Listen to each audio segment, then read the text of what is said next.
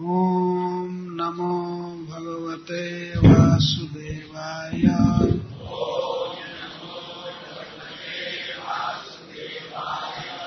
ओम नमो भगवते वासुदेवाय।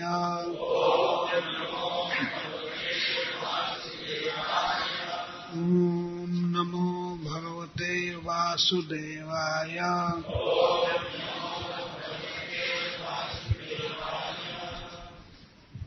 अथ नवमोऽध्यायः। श्रीनारद उवाच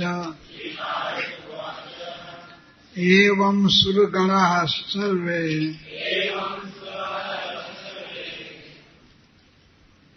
ब्रह्मरुद्रपुरःसरा नोपैतुमसकन्मन्यो संगम्भं सुदुरासदम्। साक्षात् श्री प्रेषिता देवैः दृष्ट्वा तं महदद्भुतम्। अदृष्टाश्रुत पूर्वत्वात् सा नोपेयाय शंकिता। प्रह्लादं प्रेषयामास ब्रह्मा अवस्थितमन्तिके। तात प्रशमयोपेहि स्वपित्रे कुपितं प्रभुम्। तथेति सनकैराजन् महाभागवतोर्भकः उपेत्य भुवि कायेन ननाम विधृताञ्जलिः। स्वपादमूले पतितं तमर्भकम् विलोक्य देवः कृपया परिप्लुतः। उत्थाप्य तर्षिष्ण्या ददात् कराम्बुजम्। काला हि वित्रस्त धियां कृता भयम्।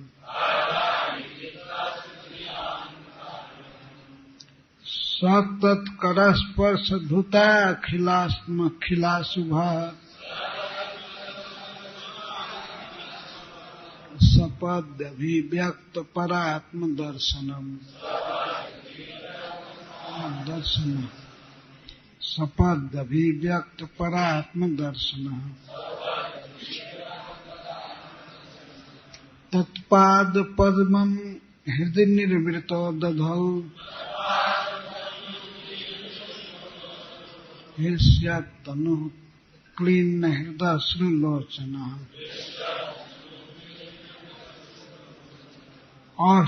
अस्तौषिद हरि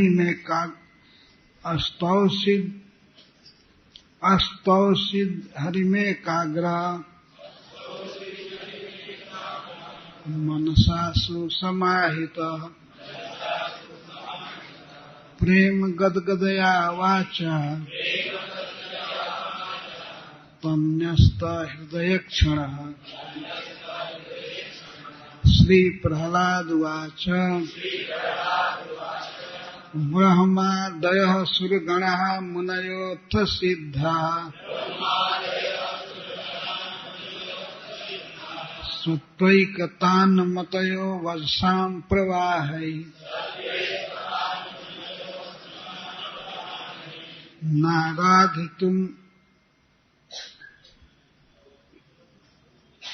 पुरुगुणैरधुनापि पिप्रुः किं त्वष्टुमर्हति समे हरिरुग्रजाते।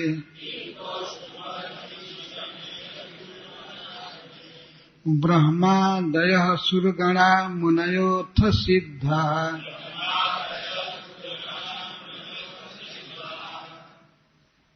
सत्वैकतान् मतयो वचसां प्रवाहै नाराधितुं पुरुगुणैरधुनापि पिप्रुः किं तोष्टुमर्हति समे हरिरुग्र जातेः।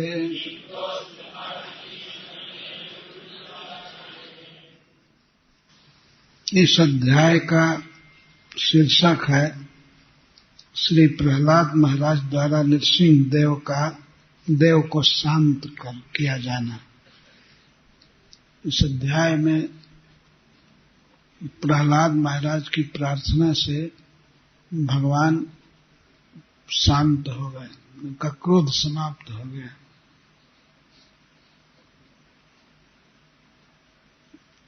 यह वर्णन है। तो श्री नारद जी कहते हैं, एवं सुरादयः सर्वे ब्रह्म रुद्र पुरः सरः। ब्रह्मा और भगवान शिव जिन लोगों में पुरः सरः आगे चलते हैं, हेड हैं, उन देवताओं ने इस प्रकार एवं भगवान नृसिंह देव की स्तुति किया, उनको मनाने का प्रयास किया, उनको संतुष्ट करने का। लेकिन भगवान इतना क्रोधाविष्ट थे, मन्यु संरंभम, क्रोध के कारण इतना आवेश था कि उनके पास किसी को आने का साहस नहीं हुआ। सुदुरासदम, वे दूर से प्रार्थना कर रहे थे और भगवान प्रसन्न हुए नहीं।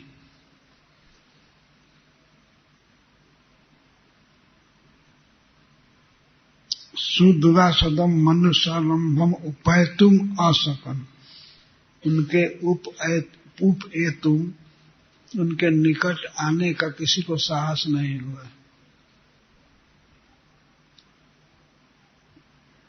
तब देवताओं ने माता लक्ष्मी से प्रार्थना किया, साक्षात श्री जो भगवान की प्रेयसी हैं और जो वैकुंठ में भगवान नृसिंह देव के स्वरूप को देखती हैं, सेवा करती हैं, लेकिन फिर भी इस नृसिंह चतुर्दशी को जब उन्होंने यह रूप देखा नृसिंह देव का, उन्हीं का जिनको वे वैकुंठ में देखते हैं, लेकिन नारद जी कहते हैं कि उसको देख करके लक्ष्मी जी ने विचार किया तो महद अद्भुतम, ये तो बहुत भयानक है, आश्चर्यमय है। क्यों ऐसा फील किया? क्योंकि अदृष्ट और अश्रुत पूर्वत्वात्, ऐसा रूप, ऐसा भयावह श्री जी ने कभी देखा नहीं था और सुना भी नहीं था। भगवान का जैसे रूप क्षण क्षण में नया होता रहता है, जैसे राधा रानी उनको देखती हैं तो उनको ऐसा लगता है कि जीवन में पहली बार देख रही हूं, और प्रतिदिन देखती हैं, फिर भी भगवान का रूप उन्हें नया नया प्रतीत होता है। तो इसी प्रकार श्री जी यद्यपि भगवान की प्रेयसी हैं, वो नित्य उनकी सेवा में रहती हैं, लेकिन इस समय जब उन्होंने देखा तो यह बिल्कुल अपूर्व लगा, ऐसा कभी नहीं देखा था और सुना भी नहीं था।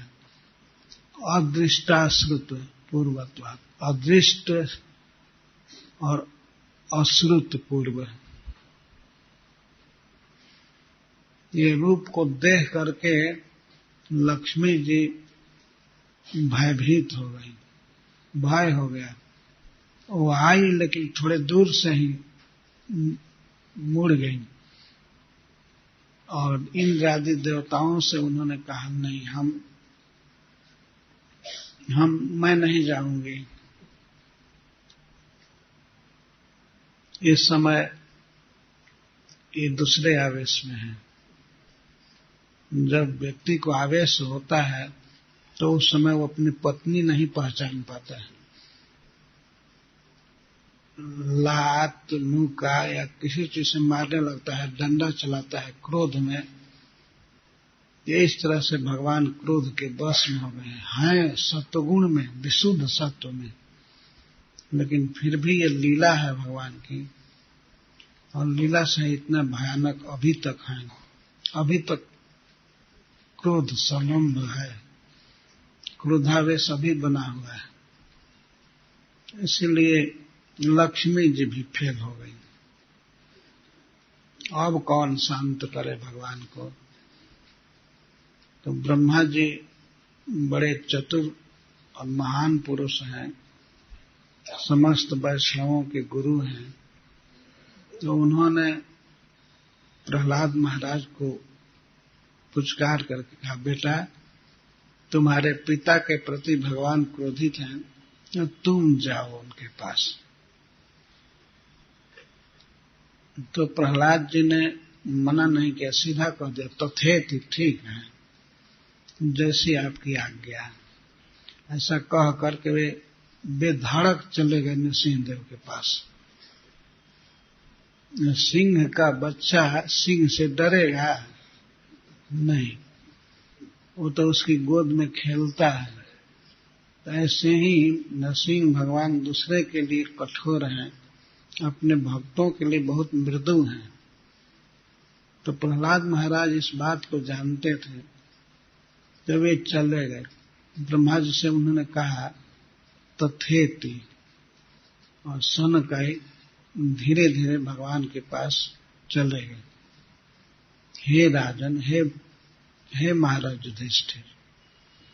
राजन शब्द संबोधन कर रहे हैं नारद जी कि भगवान की कथा सुनने से आपकी शोभा बढ़ गई है, आप विराजमान हो रहे हैं। तो हे राजन, हे युधिष्ठिर, ब्रह्मा जी की आज्ञा से प्रहलाद धीरे धीरे नृसिंह भगवान के पास गए और ननाम निकट जाकर के प्रणाम किए, विधृत अंजलि, और हाथ जोड़े हुए प्रणाम किए। छोटा सा बच्चा जाकर के भगवान के चरण में गिर गया। वो भगवान सिंहासन पर बैठे थे, उसी सिंहासन पर जिस पर बैठ करके पहले हिरण्यकश्यप प्रहलाद महाराज से बात करता था, मारने की धमकी दिया, उसी सिंहासन पर श्री भगवान बैठे हैं। और परम भयानक रूप में किसी देवता की हिम्मत नहीं हुई कि उनके पास जाए।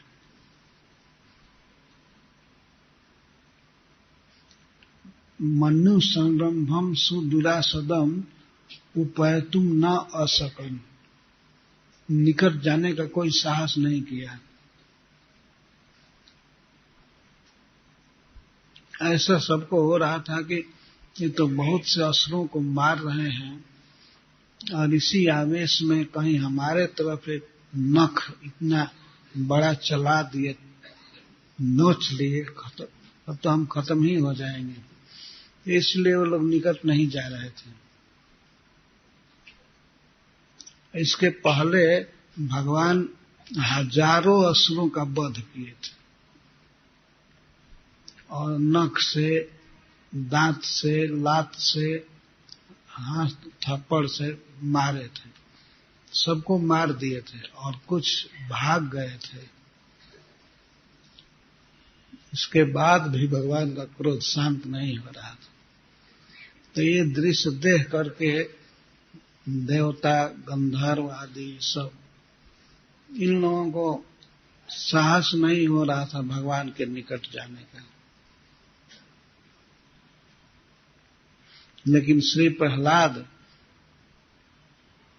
भगवान के निकट चले गए और जा करके प्रणाम किए। तो प्रणाम करने पर क्या हुआ,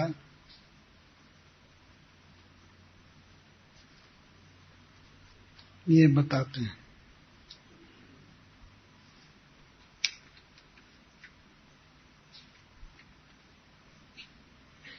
स्वपाद मूले पतितम तमर्भकम।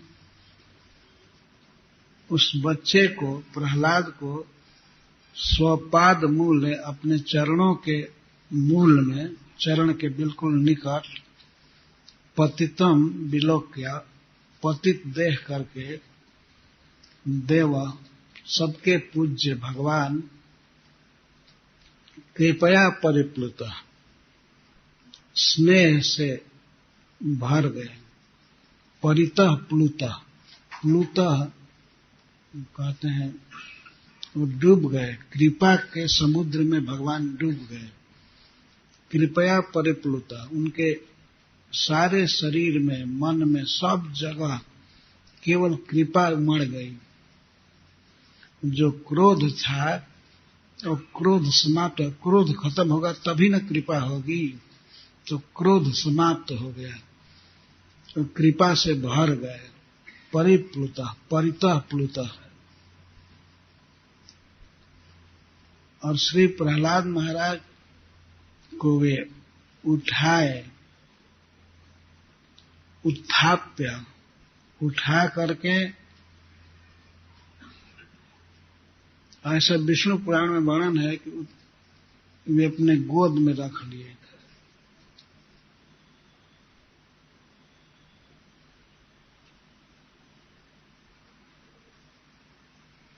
और अपने हस्त कमल को उनके सिर पर रखे।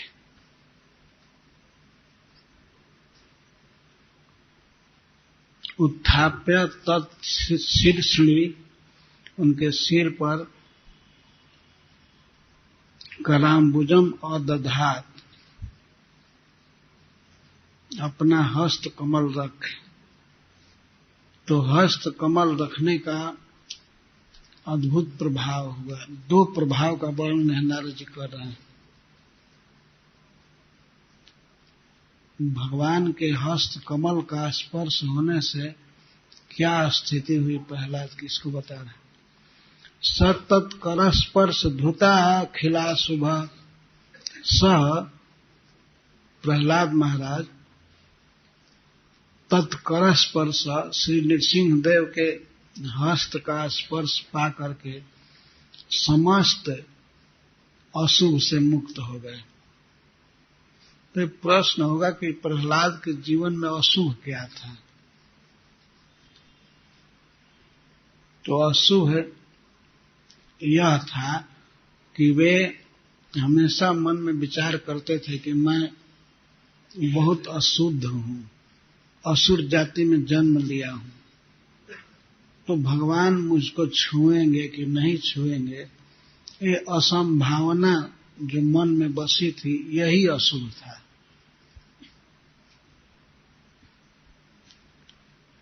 उनके मन में यह था कि भगवान तो परम पवित्र हैं, मेरे जैसे अशुद्ध असुर को वे कैसे छुएंगे, नहीं छुएंगे। मन में असंभावना ये बसी हुई थी। लेकिन जब प्रणाम करने पर भगवान उठा करके अपना हस्त कमल उनके सिर पर रखे, तब यह दुर्भावना, असंभावना चली गई। यही अशुभ था। तो अशुभ पूर्ण रूप से निरस्त हो गया, धूत, निरस्त। सतत कर स्पर्श धुता खिला शुभ, अखिल अशुभ। ये जो मन में ग्लानि थी कि मैं असुर हूं, छूने लायक नहीं हूं, लेकिन भगवान ने उठा करके गोद में रखा, छुआ, चल हस्त कमल को रखा सिर पर, तब प्रहलाद जी की जो असंभावना थी मन में, वो समाप्त हो गई।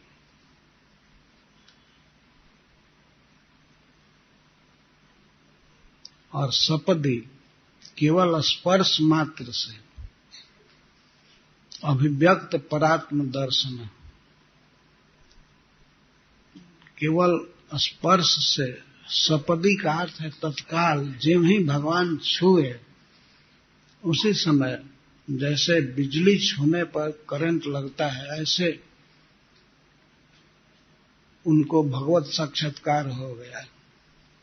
भगवान के स्वरूप का तो पहले से ही साक्षात्कार था, वो उनके मन में बसे हुए थे, भगवान सब ज्ञान था, लेकिन भगवान के स्पर्श से अभिव्यक्त हो गया परात्म दर्शन। परमात्मा और जीवात्मा का क्या स्वरूप है, क्या संबंध है, ये सारी बातें हृदय में उमड़ गई केवल छूने से। इस तरह भगवान के भक्तों को भी, अन्य भक्तों को भी असंभावना का दोष होता है। कभी कभी मन में संदेह होता है, भगवान हमको मिलेंगे कि नहीं मिलेंगे, मैं पापी हूं, मैं भजन नहीं कर रहा हूं और वे भक्तों से प्रेम करते हैं, मैं भक्त नहीं हूं, पता नहीं हमको मिलेंगे या नहीं मिलेंगे। यह असंभावना मन में बसी हुई रहती है, सभी के मन में। वो एक सेकंड में दूर हो जाएगी जब भगवान से भेंट होगी। केवल कर के स्पर्श से प्रहलाद को सारा ज्ञान हो गया और भगवान की पूर्ण अनुभूति होने लगी, अभिव्यक्त हो गई।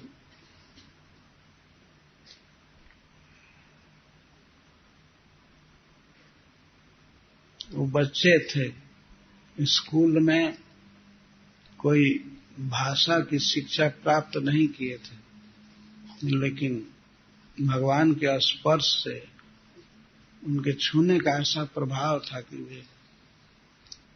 वे भगवान के विषय में पूर्णतः शुद्ध स्तुति करने लगे।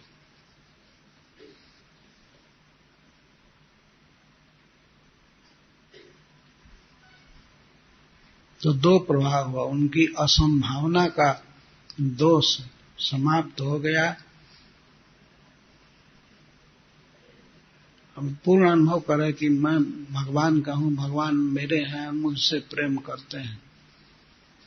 कभी भगवान जाति बुद्धि या पाप बुद्धि करके किसी की अवहेलना नहीं करते हैं, भक्ति केवल देखते हैं।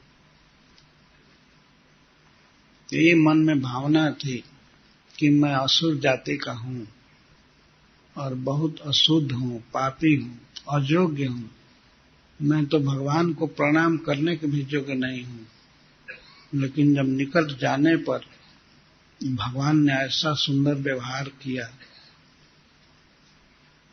क्रोध समाप्त हो गया और शांत हो गए और श्री प्रहलाद महाराज को अपनी गोद में बैठा लिए। केवल छुए ही नहीं, वे चाटने लगे प्रहलाद महाराज को, उनके सिर में, उनके सिर को, उनके गाल को, उनके कंठ को अपनी जिह्वा से चाटने लगे। जैसे सिंह अपने बच्चे को चाटता है या गाय अपने बच्चे को चाटती है, ऐसे भगवान बड़े स्नेह से चाटने लगे और बार बार सिर पर हाथ फेर रहे थे। तो प्रहलाद महाराज अस्तौ सिद्ध हरि एकाग्र मन से, एकाग्र मन से भगवान की स्तुति करने लगे। अस्तौ सिद्ध, स्तव करने लगे, स्तुति करने लगे। सुसमाहित, उनका मन पूर्ण रूप से भगवान में लगा हुआ था, पूर्ण समाधि में थे। प्रेम गदगदया वाचा, वाणी गदगद हो रही थी प्रेम से। जब कंठ में अश्रु भर जाता है तो कंठ खुल करके नहीं बोल पाता है, वाणी टूटी हुई निकलती है, तो उसको गदगद वाणी कहते हैं। गदगदया वाचा, गदगद वाणी से बोलने लगे। पुलकित शरीर था, हृष्यत तनु और क्लीन हृदय श्रुलोचना, और उनके लोचन आंखों में आंसू थे, हृदय प्रेम से आर्द्र हो गया था। उस समय विचार कर रहे थे कि ओहो, भगवान इतना प्रेम करते हैं, तो भगवान के प्रेम का स्मरण करके उस बच्चे प्रहलाद का हृदय क्लीन हो गया। क्लीन का अर्थ है गीला, प्रेमार्द्र, प्रेम से आर्द्र। क्या क्या चीज गीला हो गया? हृत और लोचन। लोचन, आंख में आंसू भर गया और हृदय में प्रेम का रस भर गया, तो उससे वो गीला हो गया, प्रेम से आर्द्र हो गया, और आंखें प्रेम के आंसुओं से गीली हो गई और वाणी गदगद हो गई। ऐसी वाणी से श्री प्रहलाद भगवान की स्तुति करने लगे। प्रहलाद जी कहते हैं, ब्रह्मादय सुरगणा मुनयोथ सिद्धा। हमने देखा, यहाँ प्रहलाद महाराज कहते हैं कि सबसे पहले ब्रह्मा जी स्तुति किए, आपके विषय में बोले, और इसके बाद भगवान शिव, इंद्रदेव, और इसके बाद ऋषि मुनि, सब बड़े बड़े ऋषि मुनि आपके विषय में आपको प्रसन्न करने के लिए कंटिन्यूअस, धारावाहिक बोले। द प्रवाह उसको कह रहे हैं, वचसम प्रवाह है। उनकी अद्भुत वाणी थी, छंद अलंकार आदि से युक्त, और कंटिन्यूअस बोलते रहे। ब्रह्मा से लेकर के ब्रह्मादि, सुरगणा, मुनयोथ सिद्ध, मुनिजन, सिद्धगण, ये सभी धारावाहिक स्तुति कर रहे थे आपकी। प्रहलाद जी रोते हुए गदगद वाणी से कह रहे हैं, ये सब स्तुति कर रहे थे। और इनकी मति कैसी, इनकी बुद्धि कैसी है, जो सत्वैक तान, सत्व एक तान मतलब अनन्यवर्तिनी, जिनकी बुद्धि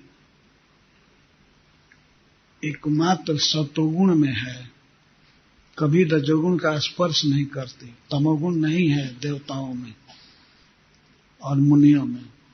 इनकी बुद्धि का विस्तार केवल सतोगुण में है, एक तान, तान मतलब विस्तार। एकस्मिन् भगवती एवं तानो विस्तारो, जैसा मत, जिनकी बुद्धि का विस्तार केवल सत्वगुण में है, ऐसे महान देवगण, ऋषिगण आपकी धारावाहिक स्तुति कर रहे थे लगातार। फिर भी और उनमें और भी गुण थे, पुरु गुण है, सब में बहुत बड़े बड़े गुण हैं, विशेषता है। या पुरु गुण वत्सम प्रवाही का विशेषण है कि अनेक गुणों से अलंकृत वाणी है उनकी, परंतु फिर भी आराधनाया न पिपरु, वे आपको संतुष्ट करने में पार नहीं पा सके, आपको संतुष्ट नहीं कर सके। बड़े बड़े देवता मुनिजन आपको प्रसन्न नहीं कर पाए, और पुरु गुणे ही वत्सम प्रवाह है, अपने अद्भुत भाषा से, अपने विचार से, अपनी वाणी से बार बार प्रार्थना किए, फिर भी आपको प्रसन्न नहीं कर पाए। तो मैं कैसे आपको प्रसन्न कर पाऊंगा? आप मेरी बात से कैसे प्रसन्न होंगे? मैं तो सत्वगुण में भी नहीं, मैं तो तमोगुण में हूं, असुर जाति में जन्म हुआ है, उग्र जाति। उग्र जाति मतलब हिंसक जाति, हिंसा करने वाला, जीवों को दुख देने वाला, सताने वाला समाज है ये, असुर समाज। उसमें जाति है, उसमें मैं जन्म लिया हूं। मैं इतना नीच हूं, अयोग्य हूं, तो आपको कैसे मैं प्रसन्न कर पाऊंगा? जबकि भगवान पहले ही प्रणाम करने से ही प्रसन्न हो गए, उनका क्रोध समाप्त हो गया। पर श्री प्रहलाद महाराज सहज दैन्य वश से कह रहे हैं, ये वैष्णव का भूषण है, दीनता। अतः किसी वैष्णव को इसके लिए व्याकुल नहीं होना चाहिए कि हम ब्राह्मण होना चाहते हैं। नहीं, भक्त ही होना चाहिए, भक्ति करनी चाहिए निष्ठा के साथ, भगवान का नाम जपना चाहिए। अन्यथा अभिमान बढ़ जाता है ब्राह्मण होने पर, वो भक्ति की योग्यता नहीं है। वो थोड़ा भी अहंकार आ जाए, अभिमान आ जाए किसी में, तो उस व्यक्ति का जीवन नष्ट हो जाता है। भक्ति के लिए सबसे योग्य, सबसे बड़ी योग्यता है नम्रता। उसी को भगवान चैतन्य महाप्रभु कहते हैं कीर्तनियो सदा हरि में, कि श्री भगवान का कीर्तन कैसे हो सकता है सदा। उसके लिए वही उपाय बताए हैं। जैसे तृतीया विभक्ति में सब तीर्णादपि सुनीचे न, रास्ते में पड़े हुए तिनके के समान अतिशय नम्र भाव से, सुनीच, नीच हो नहीं जाना चाहिए, लेकिन अपने को नीच मानना चाहिए कि मैं छोटा हूं, मैं अयोग्य हूं। जब व्यक्ति ऐसा मानेगा, और वृक्ष के समान सहिष्णु होना चाहिए, और दूसरों को मान देना चाहिए हमेशा, स्वयं मान नहीं लेना चाहिए। अमानी ना और मान देना, अमानी होने से और मान देने से, दूसरों को वृक्ष के समान सहनशील होने से और तिनके के समान नम्र होने से हरि का कीर्तन सदा हो सकता है।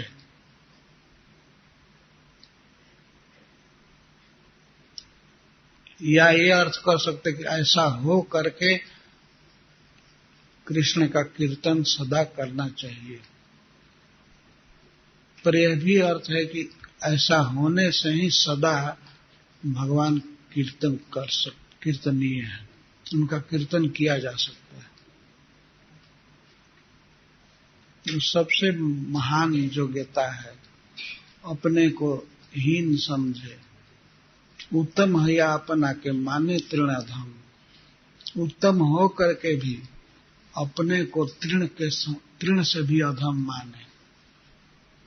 तो सबसे भारी दोष यही है मनुष्य में कि कोई कुछ थोड़ा सा गुण आ जाने पर व्यक्ति को अभिमान हो जाता है। मैं धनी हूं, धन का अभिमान, और मैं सुंदर हूं, सुंदरता का अभिमान, मैं पढ़ा लिखा हूं, ये सब भी अभिमान बाधक है। मैं पढ़ता हूं, मैं भागवत जानता हूं, मैं गीता जानता हूं, यह भी अच्छा नहीं है। अभिमान होना किसी भी स्थिति में ठीक नहीं है। मैं बुद्धिमान हूं, ये सब मूर्ख हैं जो और लोग हैं। मैं बहुत अच्छा पढ़ा हूं, मैं इंजीनियर हूं, मैं डॉक्टर हूं। ये ठीक है होना, डॉक्टर होना, इंजीनियर होना, लेकिन कहीं अभिमान न आवे। अभिमान जो भी गुण है उस गुण से भी पतित कर देता है। मैं जितेंद्रिय हूं, मैंने अपने मन को बस में कर लिया है और मैं मंगला आरती में उठ जाता हूं, ये ठीक है, लेकिन और लोग नहीं उठते हैं। ये भावना करके जो अहंकार होता है मन में, वह ठीक नहीं है, वो पतन का कारण है। श्रील प्रभुपाद कृष्णदास कविराज गोस्वामी का बहाना उदाहरण दे रहे हैं। पूरी सिर कीट है ते मुंह से लघिष्ठ। ये चैतन्य चरितामृत की रचना कर रहे थे, उसके पहले उन्होंने कृष्ण करुणामृत पर टीका लिख दिए थे, सारंग रंगदार टीका। बहुत बड़े विद्वान थे, बहुत बड़े त्यागी महापुरुष थे, वृंदावन में रहते थे। रघुनाथ दास गोस्वामी के आश्रय में राधा कुंड में उन्होंने चैतन्य चरितामृत लिखा। लेकिन वे कहते हैं कि मैं विष्ठा के कीड़े से भी अधम हूं और जगाई मधाई से भी अधिक पापी हूं। तो वह झूठ नहीं बोल रहे थे। ऐसा नहीं समझना चाहिए कि वो केवल अपनी नम्रता को, अपनी दीनता को दिखाने के लिए लिख रहे थे। वो यही फील कर रहे थे कि मैं ऐसा हूं, मैं हीन हूं, मैं पापी हूं।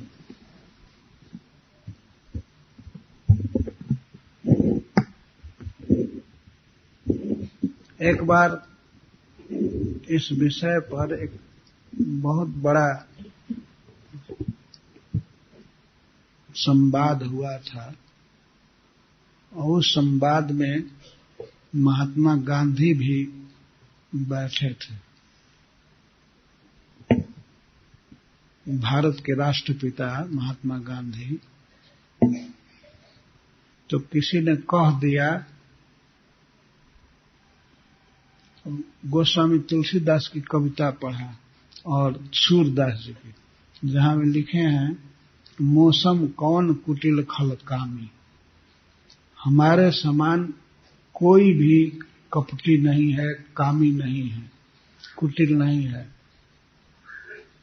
जिन तन दियो ताहि बिसरायो, ऐसे नमक हरामी। जिन भगवान ने हमको ये मनुष्य शरीर दिया, मैं उनको ही भूल गया। तो इतना पापी और कौन होगा, इतना खल कौन होगा। तो सब लोग कह रहे थे, अपने अनुसार व्याख्या कर रहे थे इसकी। तो महात्मा गांधी ने बड़ी सुंदर बात कह दिया। वे कहे कि इन लोगों का मीटर अलग होता है और लोगों का अलग है। अपने को नापने वाला मीटर कुछ दूसरा है। ये कह रहे हैं कि भगवान ने हमको मनुष्य शरीर दिया, इतना उपकार किया, लेकिन ऐसे उपकारी भगवान को भी मैं भूल गया। तो किसी ने कहा कि ये लोग, पहले कह दिया कि ये लोग इतना झूठ क्यों बोलते हैं अच्छा साधु हैं और अपने को कपटी, कुटिल, कामी कह रहे हैं। ऐसा नहीं कहना चाहिए। तो महात्मा गांधी ने कहा कि उन लोगों का मीटर ही कुछ अलग है, अपने को नापने का। वे अपने को नापते हैं, अपने को हीन कहते हैं, कामी कहते हैं, दोषी कह रहे हैं। तो ठीक कह रहे हैं, अपने को नापने का उनका मीटर ही अलग है। अपने मीटर से वे अपने को नाप करके कहते हैं, वो सत्य कह रहे हैं। तो वो उनके लिए सत्य है, वो हम लोगों के लिए सत्य नहीं है कि हम भी तुलसीदास जी को या सूरदास जी को ऐसा मान लें। नहीं, वे महात्मा हैं सत्य, लेकिन उनके पास उनका मीटर है, वो उससे नापा करें। आप अपने को नापिए अपने मीटर से। तो हम लोगों का मीटर यही होना चाहिए तृणादपि सुने चेना तरोरिव सहिष्णुना अमानिना मान देना कीर्तनीय सदा है। रास्ते में पड़े हुए कि तिनके से भी अपने को छोटा समझना। बेचारा तिनका कभी प्रतिवाद नहीं करता है। अगर कोई रास्ता जा रहा है, जूता लगा करके उस पर पैर रख देता है, जूता से कुचल जाता है तिनका, लेकिन कभी उड़ करके गाली वाली नहीं दिया, तो प्रतिवाद नहीं किया। कोई थूक देता है और पशु भी उस पर पैर देकर चलते हैं, लेकिन वह अपने को इतना छोटा समझता है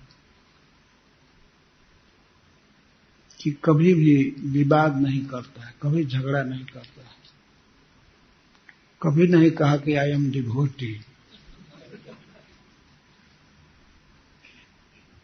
एक इंग्लैंड से मेरा गुरु भाई आया था, बहुत वर्ष पहले की बात है। हम लोग गए थे ताजमहल देखने, बुक डिस्कशन के लिए गए थे वृंदावन से, और आगरा में ठहरे थे। तो वो किसी भी बात में तुरंत जनेऊ निकाल करके दिखाता था कि आई एम ब्राह्मण। और हमारे साथ राधा वल्लभ दास थे जो वृंदावन में रहते हैं, तो उसको चिढ़ाया करते थे। कभी कभी कह देते थे तुम लेच हो, तो वो तुरंत जनेऊ दिखाता था, कह रहा मैं ब्राह्मण हूं। तो हम लोग हंसते थे राधा वल्लभ दास में, और उसमें बड़ा मजाक चलता था।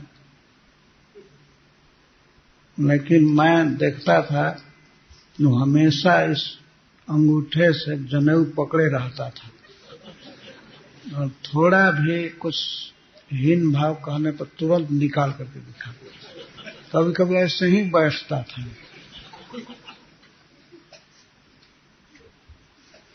और जप करते समय राधा वल्लभ जब उसको कुछ कहते थे तो वो दिखाता था, चुपचाप रहता था।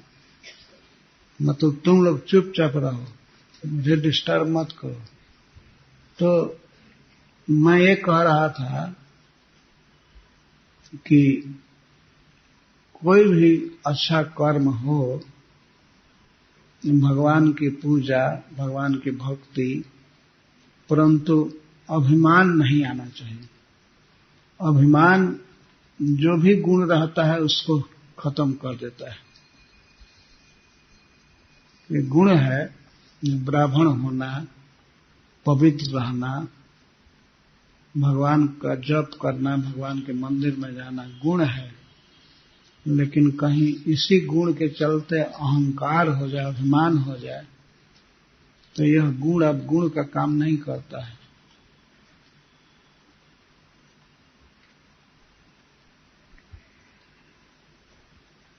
पढ़ाई लिखाई करना है, अच्छा है, गुण है,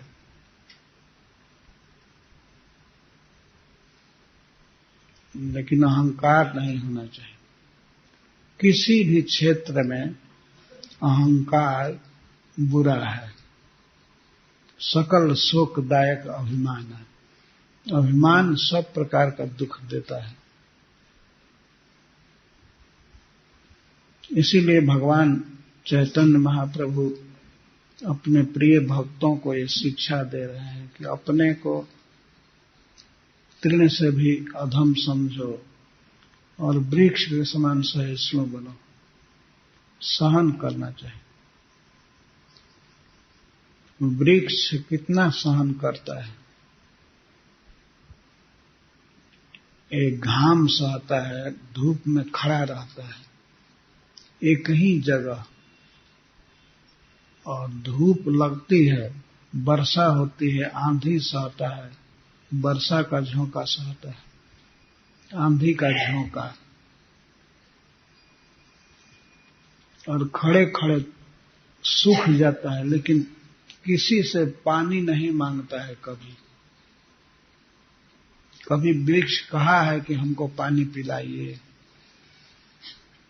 और इतना ही नहीं, वो इस तरह की दशा में हो करके भी सबको देता ही रहता है। अपना फल, अपना फूल और पत्ता, वो सब कुछ देता रहता है और मांगता कुछ नहीं है, अपेक्षा कुछ नहीं रखता कि हमको पानी दिया जाए। अभी वैशाख का महीना है तो मुंह में पानी दो, पानी मांगता नहीं है, लेकिन गर्मी के दिन में भी वो कितना सुंदर आम देता है, फिर भी दूसरों को देता रहता है, फल देता है। और कोई व्यक्ति जा करके कुल्हाड़ी से उसको काटता है तब भी वो प्रतिकार नहीं करता। कभी कोई वृक्ष नहीं केस किया कि ये हमको काटा है, और मना भी नहीं करता है। स्वयं जल करके, तप करके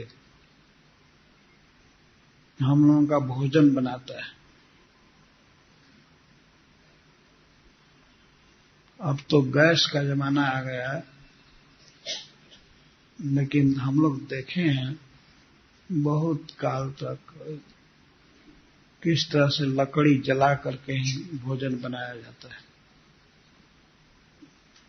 और जाड़े के दिन में लकड़ी स्वयं जलता है, ताप सहता है, लेकिन दूसरों का जाड़ा दूर करता है।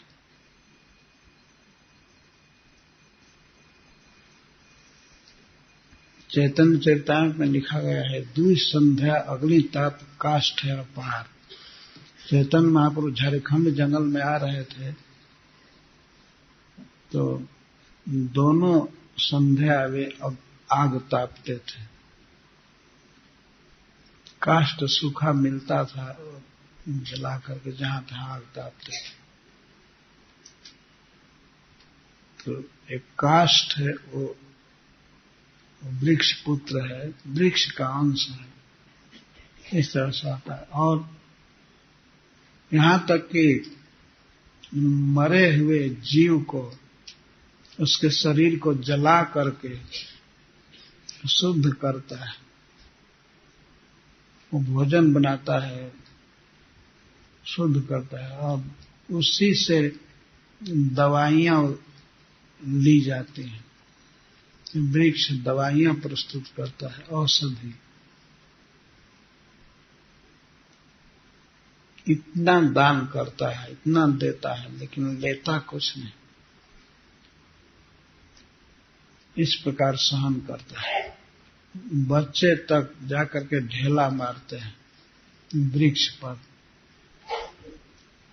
तो उनको फल देता है। जहां तहां बच्चे ढेला चलाते देखे जाते हैं। तो इस प्रकार से वैष्णव को होना चाहिए। कोई मारे, कोई गाली दे, कोई थूक दे, तो उसका प्रतिवाद उसी रूप में नहीं करना चाहिए कि ठीक गाली दिया तो हम भी गाली देंगे, उनको मारा तो हम भी मारेंगे। नहीं, ये तो मनुष्य का व्यवहार है, यह पशु का व्यवहार, ये वैष्णव का व्यवहार नहीं है। हरिदास ठाकुर को यवनों ने 22 मार्केट में घुमा घुमा करके मारा।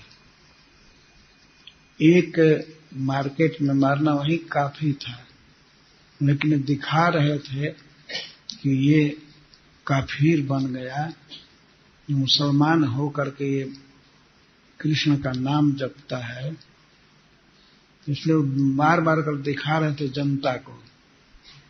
और हरिदास ठाकुर इतना सहन किए, वे कहते थे, जब रुक जाते थे तो कहते थे, एक बेंत और मारो लेकिन हरे कृष्ण बोलो।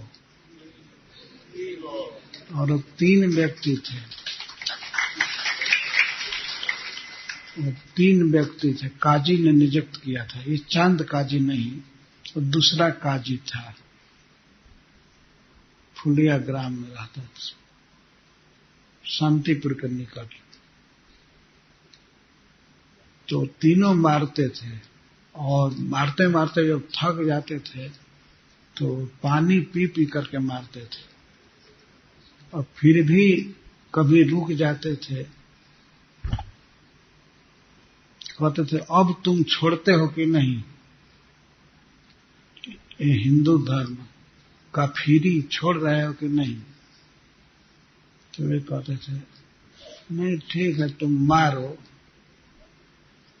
और चारों तरफ शरीर पर लाल लाल साटें निकल गई थी, और कहते थे एक बार और मारो, बोलो हरे कृष्ण, हरि बोल बोलो। तो उससे प्रसन्न हो रहे थे कि इनके मुख से हरिनाम निकल रहा है। वो इस तरह से बोलते थे, मार कर कहते थे छोड़ो हरि बोल, हरे कृष्ण छोड़ो। तो ऐसा कहने में भगवान का नाम आ रहा था, तो इससे हरिदास ठाकुर प्रसन्न थे, और उनकी रक्षा स्वयं चैतन्य महाप्रभु कर रहे थे।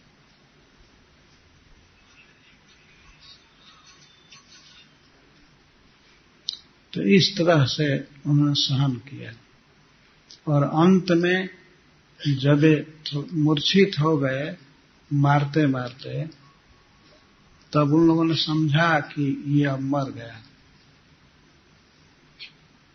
तो उसको गंगा में फेंक दिया, दफनाया नहीं। वो सोचते थे कि दफनाने से इसकी मुक्ति हो जाएगी, कब्र में डालने से मुक्ति हो जाएगी, इसलिए गंगा में फेंक दो। गंगा में फेंक देने से उन लोगों का यही विश्वास है कि गंगा जी एक साधारण नदी है, तो इसीलिए इसकी अधोगति के लिए गंगा में फेंक दी।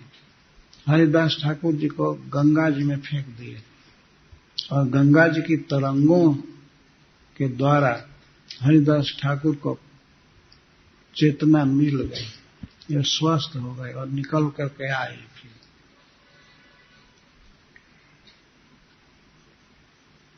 ये बहुत बड़ी बड़ी बाधा है भगवान की भक्ति में। यह सब हुआ चैतन्य महाप्रभु के अवतार से पहले हरिदास ठाकुर के साथ।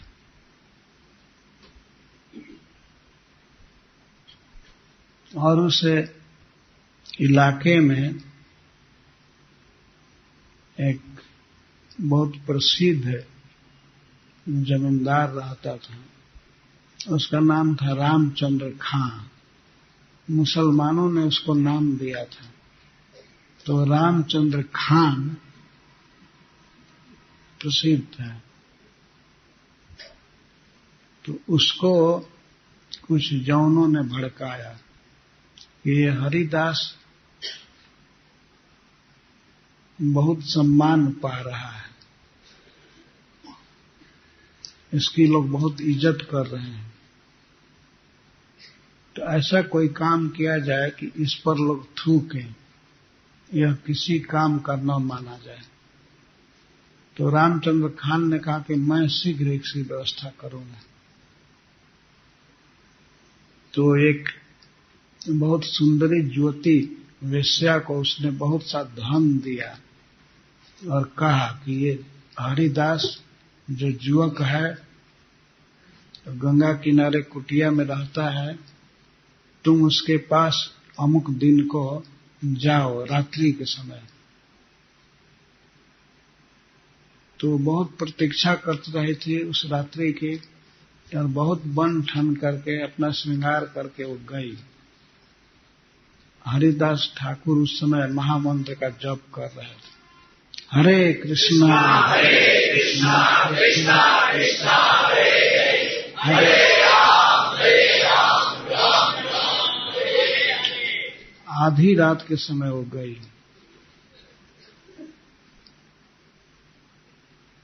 और जा करके उसने अपना प्रस्ताव रखा। हरिदास जी पूर्ण युवक थे, तो बहुत सुंदर थे, तो उसने कहा कि ठाकुर, तुम्हारी सुंदरता देख करके मेरा मन लुब्ध है, तुम मेरी प्रार्थना स्वीकार करो।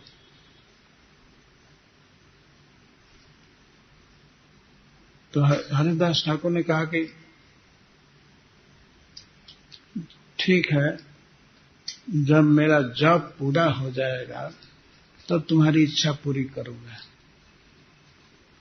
तो वो नाम सुनने लगे। वे जप कर रहे थे और बैठ करके कुटिया से बाहर ही नाम कीर्तन सुनने लगे। तो वो रात बिल्कुल बीत गई, कोई असर नहीं हुआ। तो दूसरी रात वो आई शाम के समय।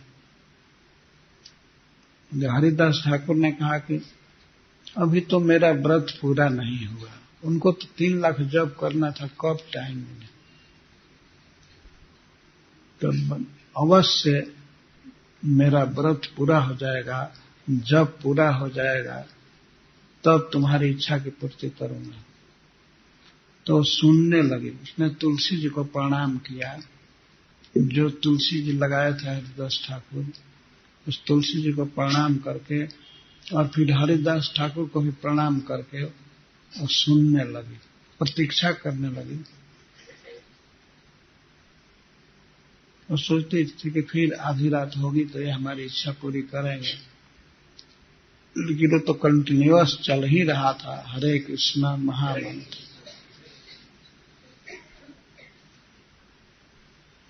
तो किसी तरह वो रात भर बैठी, भोर हो गया।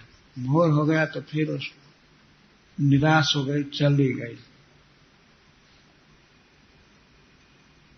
और रामचंद्र खान को उसने जाकर सुनाया, और तो बिल्कुल पत्थर की तरह है, कोई असर नहीं हुआ। तो उसने कहा फिर भी प्रयास करो। तो इस तरह वो वेश्या 3 रात तक आई। तीसरे दिन आई वो, फिर हरिदास ठाकुर को प्रणाम किया, तुलसी को प्रणाम किया और बैठ करके प्रतीक्षा करने लगी। पर प्रतीक्षा करने में वो नाम कीर्तन सुन रहे थे। तो सुनते सुनते तीसरे रात के अंत में उसका चित्त बदल गया। उसके मन में बहुत ग्लानि हुई कि मैं अपना जीवन व्यर्थ खो दी। मैं भी ऐसा सुखी होती तो इसमें कितना आनंद था। इस साधु की तरह, हरिदास की तरह मैं भी क्या सुखी हो सकती हूँ। इसके पास कुछ भी नहीं है, लेकिन कितना आनंद में है यह। तो वह भी हरिदास ठाकुर से कहने लगी, ठाकुर मुझे भी माला दो, कृपा करो, मुझे भी इस दुख से पार करो। मैं बहुत दुखनी हूँ, मैं चाहती हूँ कि मैं सुख से भगवान का भजन करूं। ये प्रभाव था हरिदास ठाकुर का कि अपने संग से उन्होंने उस वेश्या को उतार दिया। और वो कहे ठीक है, मैं जानता था, मैं पहली रात को ही जान गया था कि तुम किस इरादे से आई हो, और यह भी जान गया कि कुछ लोग तुमको इंस्टिगेट करके भेजे हैं। तो ठीक है, तुम इसी कुटिया में रहो। वो कुटिया क्या था, पहाड़ की गुफा जैसा था। तो तुम यहाँ रहो और मैं अब जा रहा हूं। तो हरिदास ठाकुर ने उसको माला दिया, भगवान का नाम जपते हुए चले गए और वो वेश्या वहीं रहने लगी। अब हल्ला हो गया सब जगह कि वो तो वेश्या परमा वैष्णवी हो गई। और हरिदास को भ्रष्ट नहीं कर पाई, वही बदल गई।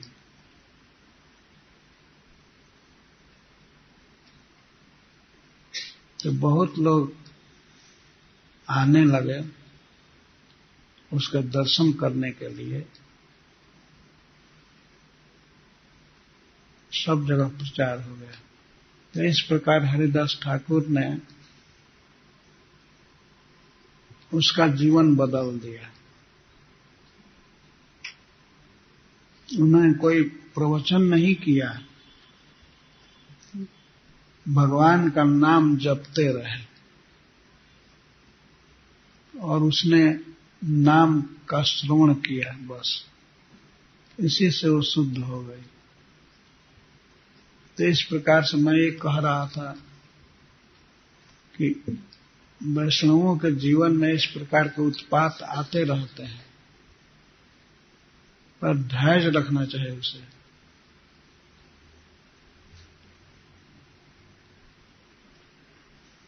यह भी सहनशीलता का उदाहरण है, सहन करना चाहिए।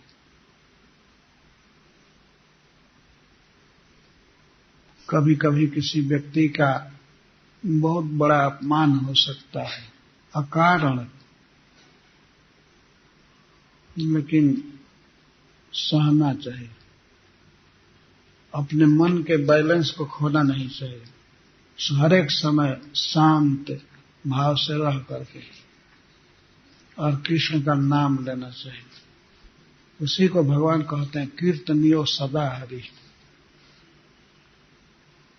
सदा सर्वदा सब दिन रात भगवान का नाम लेना चाहिए।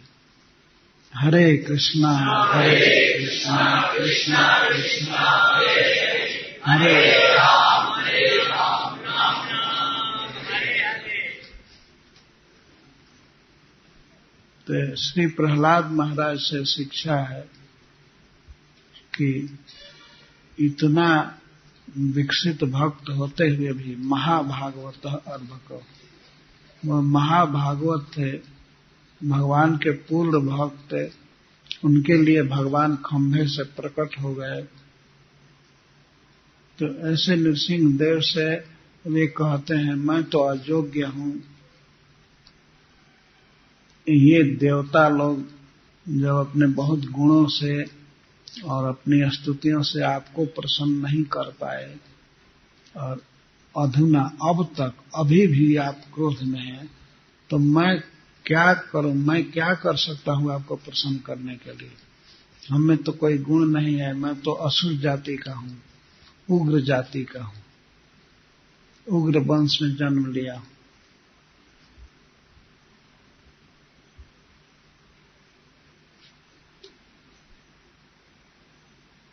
नाराधनाय ही भवन्ति परस्परम दूसरा है।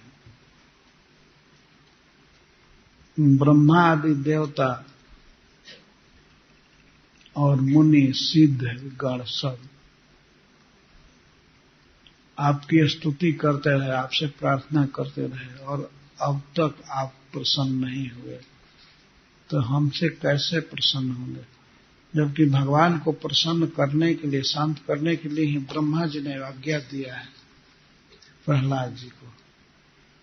प्रहलाद ब्रह्मा जी की आज्ञा से भगवान के निकट गए और भगवान ने उन्हें उठा करके गोद में रख लिया। इतना निकट बैठ करके भगवान के पास, उनके गोद में अथवा खड़े होकर के पास में प्रार्थना कर रहे हैं। कहते मैं तो अयोग्य हूं, मुझ में प्रार्थना करने की कोई योग्यता नहीं है, आपकी भक्ति करने की योग्यता नहीं। आप मेरी प्रार्थना से कैसे संतुष्ट होंगे?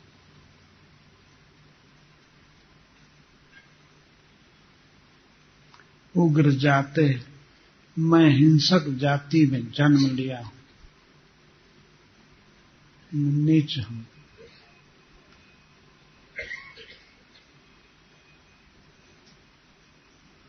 जब सत्वगुण में रहने वाले देवताओं की प्रार्थना से, अनेक गुणवान मुनियों की प्रार्थना से आप प्रसन्न नहीं हुए, तो मैं कैसे आपको प्रसन्न कर सकता हूं? कितनी नम्रता है।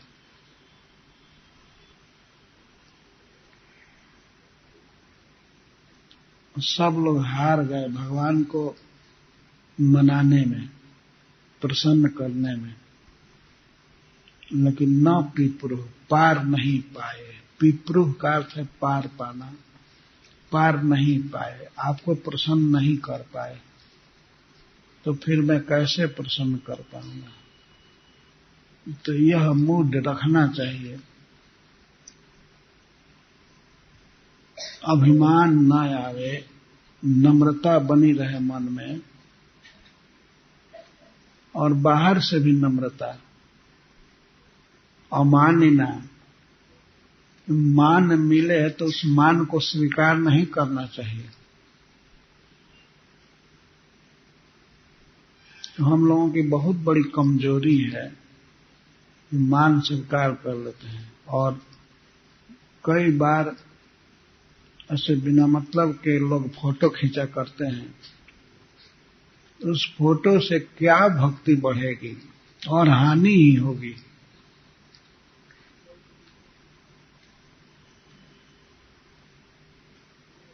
और कभी कभी तो भक्तजन अपना फोटो खिंचवाते हैं कि हम जप कर रहे हो तब हमारा फोटो खींचो, या हम भागवत पढ़ रहे हैं अथवा ध्यान में हैं तब, ध्यान में जब हैं तब मेरा फोटो खींचो।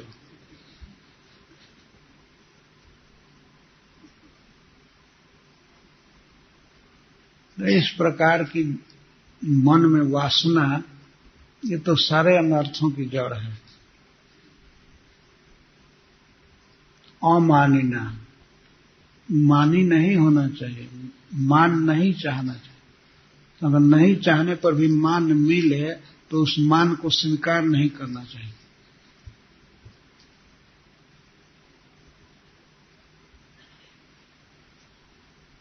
और मैं देखता हूं गंगा जी के तट पर कि लोग लंगड़ा देख करके या दूल्हा देख करके प्रणाम करते हैं। उनको ये भावना होती है कि ये हमको आशीर्वाद देगा, लेकिन वो बेचारा स्वयं ही लंगड़ रहा है, स्वयं ही खड़ा नहीं हो रहा है, वो क्या आशीर्वाद देगा? जो भी है उनकी तो भावना है कि ये साधु है, लेकिन अपने को नहीं मान लेना चाहिए कि मैं साधु हूं।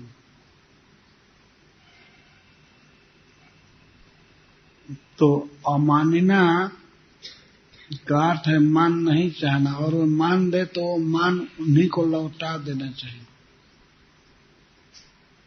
कोई प्रणाम करे तो उसको प्रणाम कर दे। ऋषिकेश में गीता भवन में एक बार ऐसा हुआ था, जब बहुत लोग प्रणाम करने लगे सेठ जयदयाल जी गोविंदका को, तो उन्होंने एक उपाय किया। वे सो करके प्रणाम करते थे प्रणाम करने वाले को। तब गीता भवन के प्रबंधकों ने मना कर दिए, कोई प्रणाम नहीं कर सकता, क्योंकि वे वृद्ध थे और उनको प्रणाम लोग करते थे, तो वे प्रणाम करने लगे साष्टांग। तब इससे प्रबंधक लोग बहुत चिंतित हो गए और उन्होंने बहुत सख्त मना किया, कोई प्रणाम नहीं कर सकता। ये प्रणाम इस तरह से लौटा देना चाहिए।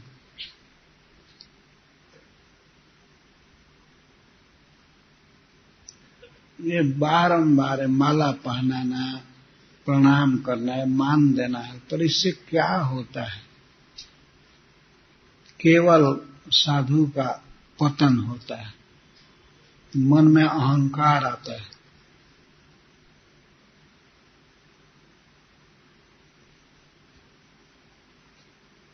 तो काम वही करना है जिससे हमारी भक्ति बढ़े, और भक्ति बढ़ेगी नम्रता से, अपने में नीच भाव लाने से। जो जमीन नीचे होती है तो वहां सब ओर से पानी बह करके आता है, खाल जमीन में। जो व्यक्ति नम्र होता है तो उस पर चारों तरफ से आशीर्वाद की वर्षा होती है।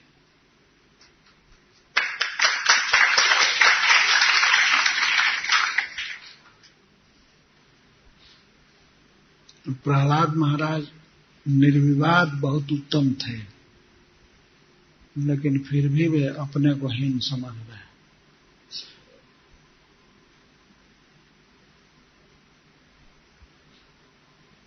तो प्रहलाद महाराज के इस व्यवहार से हमें शिक्षा लेनी है।